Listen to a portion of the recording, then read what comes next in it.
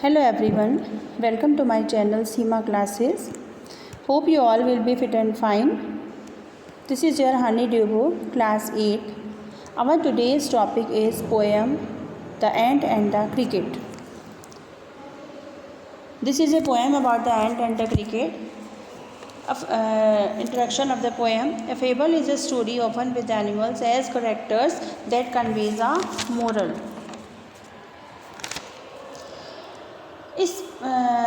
इस पोएम को एसप्स फेबल्स से लिया गया है। तो फेबल्स क्या है? फेबल एक स्टोरी होती है जिसमें कि मोस्टली एनिमल्स ही करेक्टर्स होते हैं और उनमें कुछ ना कुछ मोरल कन्वे किया जाता है।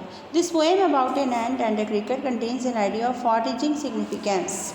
ये जो पोएम है एक झींगुर और एक चींटी के बारे में है, जिसमें कि आगे अपने फ्यूचर के बारे में आपको कुछ ना कुछ सोचना चाहिए, ऐसा आपको मोरल दिया गया है, आइडिया दिया गया है। Which is as to of a 4 leg cricket as of a 2 legged one, जो कि 4 लेग्स वाले झींगुर के लिए भी उतना ही सटीक बैठता है, उतना ही सच है जितना कि 2 लेग्स वाले एनिमल के लिए। 2 लेग्स वाले एनिमल कौन से होते हैं? इसमें ह्यूमंस को रेफर किया गया है 2 लेग्स वाले एनिमल के लिए। Surely you have seen a cricket that has 2 legs. निश्चित ही आपने 2 लेग्स वाले एनिमल यानी कि मनुष्य को जरूर देखा होगा।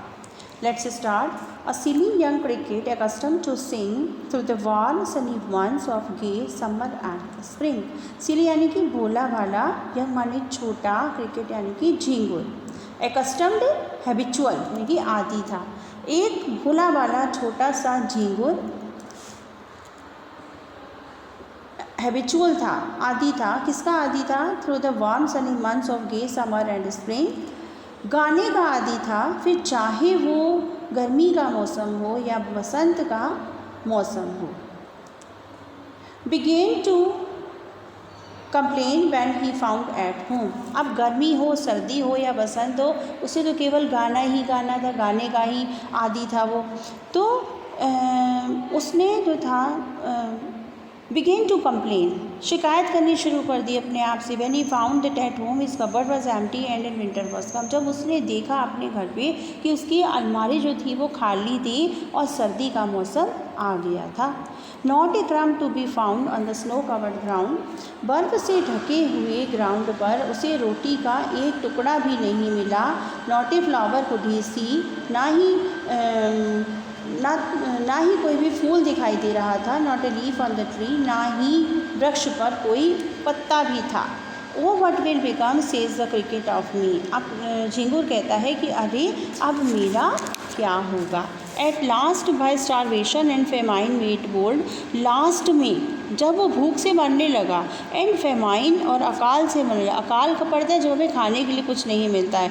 जब आदमी भूखा मरने लगता है तो अपने आप उसमें साहस आता है। तो भूख और अकाल के कारण उसमें साहस आ गया। ऑल ड्रिपिंग विद वेट, पूरी तरह से भीगा हुआ। And all trampling with cold, सर्दी से कांपता हुआ। Away he set off to a miserly and to see if to keep him alive he would grant him shelter from rain.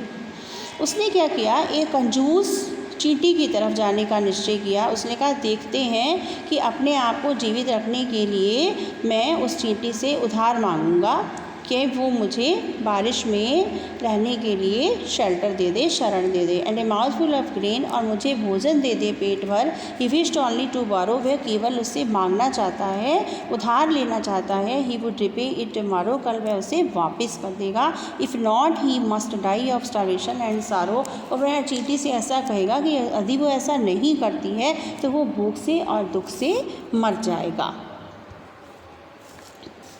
Says the ant to the cricket, I am your servant and friend, but we ants never borrow, we ants never lend. अब जब झींगुर जो था वो चींटी के पास चला गया तो चींटी क्या आंसर देती है कि मैं तुम्हारी नौकर हूँ और मित्र भी हूँ, लेकिन हम चींटियाँ ना तो कभी किसी से उधार लेते हैं और ना ही किसी को उधार देते हैं। But tell me dear cricket, लेकिन प्रिय झींगुर तो मुझे ये बताओ, did you lay nothing by, क्या तुमने कुछ भी बचा कर नहीं रखा? When the weather was warm, जब मौसम गर्म था। अब तो सर्दी आ गई है, क्या गर्मी के मौसम में तुमने अपने लिए कुछ भी बचा कर नहीं रखा? कोथ द क्रिकेट नॉट, बोथ यानी कि रिप्लाई, तो झिंगुर ने आंसर दिया नहीं। My heart was so light that I sang day and night for all nature looked gay.